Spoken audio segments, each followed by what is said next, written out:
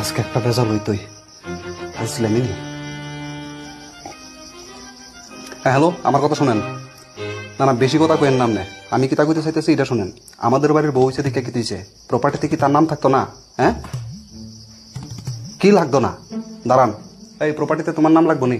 হো হো, লাগবো লাগতো না কি লিগা? দেখেন, আমার সোজা কথা, আমার বউয়ের নাম প্রপার্টিতে লাগবো মানে লাগবো। আমি গেলে পরে আমার বউ চলবো কেমনে? কি ফাইজলি মেয়ে লাভ, সবাই দিতেছেন প্রপার্টি ভাগ করে আর আমার বউর নাম থাকতো না, এটা কেমনে হয়? আবার কয় আমি বেশি কথা কইতেছি। এই এদিকে আছে, শোনো, তারা কইতেছে প্রপার্টিতে বলে তোমার নাম থাকতো না, তোমার বলে লাগবে না।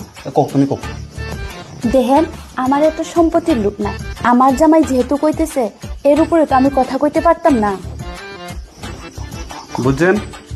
দেখেন আমার বউ কত বালা, চাইতেছে না, কিন্তু আমি চাইতেছি আমার বউ যাতে পরজনম বলতে পরবর্তী টাইম যাতে বালা থাকে আমার অনুপস্থিতিতে।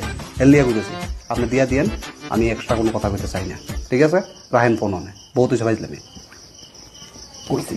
কার কাছে ফোন করছো? তোমার বাবার কাছে।